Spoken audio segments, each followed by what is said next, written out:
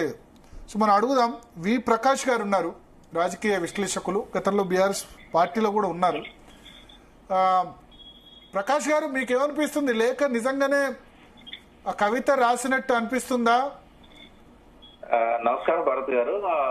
Content చూస్తే కవిత గారు రాసినట్టే ఉంది. ఓకే, అంటే అనుమానం, మీకున్న అనుమానాన్ని నేను కూడా వ్యక్తపరుస్తున్నాను. బట్ కంటెంట్ అయితే ఆమె మైండ్ లో ఉన్నది రాసినట్టుంది. బీజేపీతో పొత్తు ఎందుకంటే తప్పేం లేదు. ఎందుకంటే ఇప్పుడే కాదు, పార్లమెంట్ ఎలక్షన్స్ ముందు గాని, గత అసెంబ్లీ ఎన్నికల ముందు గాని కేసీఆర్ గారు ఎక్కువగా బీజేపీ మీద మాట్లాడలేదు. అదే ధోరణి ఇప్పటికి కూడా కేసీఆర్ ఉపన్యాసాలలో కొనసాగుతా ఉంది. అంటే ఇప్పుడు ఆ ప్రస్తావన ఎందుకు అవసరం అంటే, కవిత గారు నిజంగానే రాసింది అనుకొని మనం మాట్లాడదాము. నేను కూడా మీ నరేందర్ గారు బ్యూరో చీఫ్ ఏదైతే లైవ్ లో చెప్పారో దాన్నే నేను విన్నాను. ఒకవేళ కంటెంట్స్ అని చూసినప్పుడు ఏంటంటే, ఆపరేషన్ కగార్ మీద అని మాట్లాడడాన్ని ఇవన్నీ సమర్థించింది ఆమె. ఎట్ ది సేమ్ టైం ఏంటంటే కొన్ని లోపాల గురించి ప్రస్తావించింది. అయితే ఈ లెటర్ బయటికి రాకుండా ఉండాల్సింది. ఎందుకంటే ఆమె ఆ పార్టీకి ఎమ్మెల్సీ కాబట్టి ఇంటర్నల్ గా. కానీ ఒకటి, ఇప్పుడు తండ్రికి కూతురు లేఖ రాస్తున్నా డైరెక్ట్ గా పోయి మాట్లాడొచ్చు కదా? మాట్లాడొచ్చు, కానీ అక్కడ ఎట్లుంటుందంటే కొద్దిగా ఎంబరాసింగ్ సిచ్యువేషన్ ఉంటుంది. మన కవిత గారే కాదు, అరగోపాల్ కూడా అన్నారు ఒకసారి, ఎన్నో విషయాలు చెప్దామని పోతాం కానీ అక్కడ పోయిన తర్వాత ఆయన మాట్లాడేది విన్న తర్వాత మనకేం మాట్లాడాలనిపించదు, బయటకు వచ్చేస్తామని. నా సజెషన్ ఏంటంటే, ఎవరైనా కేసీఆర్ గారికి ఏమైనా చెప్పాలనుకుంటే ఎదురుగా సాధ్యం కాదు, లేఖ ద్వారానే సాధ్యం. నేను కూడా చాలా సార్లు అట్లా లేఖలు ఇచ్చాను. ఆ విషయం మా కవిత గారికి ఎక్కువ. మీరు లేఖ డైరెక్ట్ గా జేబులో పెడతారు కదా? నేను జేబులో పెడతా, కొన్నిసార్లు చేతికి ఇస్తాను. అయితే పార్టీకి సంబంధించిన అంశాల మీద కూడా చాలా సార్లు నేను ఇచ్చాను.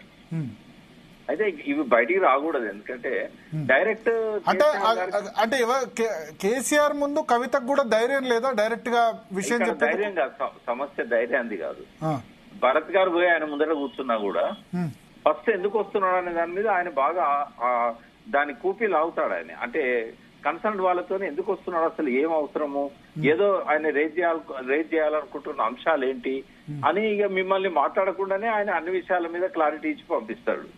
సాధారణంగా ఇది నాకు తెలిసి పార్టీ పెట్టిన 25 సంవత్సరాల్లో ఈ రకంగా రేజ్ చేయడం అనేది మొదటిసారి. అంటే అది కవితే కాదు, కేటీఆర్ కాదు, పార్టీలో ఎవరు కూడా ఈ సాహసం చేయలేదు ఇప్పటిదాకా. ఎన్నోసార్లు నేను కూడా అడిగేవాడిని, సమీక్ష చేద్దాము, లోపాలు ఏమైనా ఉంటే మనకు చెప్తారు కదా అంటే, ఈ సమీక్షలకు కేసీఆర్ గారు వ్యక్తిగతంగా వ్యతిరేకం. ఏ అంశం మీద సమీక్ష చేయరు ఆయన. ఇప్పుడు తన ప్రసంగం ఎట్లా పోయింది అనేది తనే ఆలోచిస్తాడు, దీన్ని ఎట్లా రిసీవ్ చేసుకున్నారు, ఏమైంది. అంతేగాని ఆయన, నాకు తెలిసి ఒక్కసారి ఆయన మాట్లాడిన తర్వాత మళ్ళా దాన్ని వినరు. ఎవరైనా దాని మీద కామెంట్ చేసే అవకాశం కూడా లేదు, ధైర్యం లేదు, సాహసం లేదు, అవకాశం కూడా లేదు.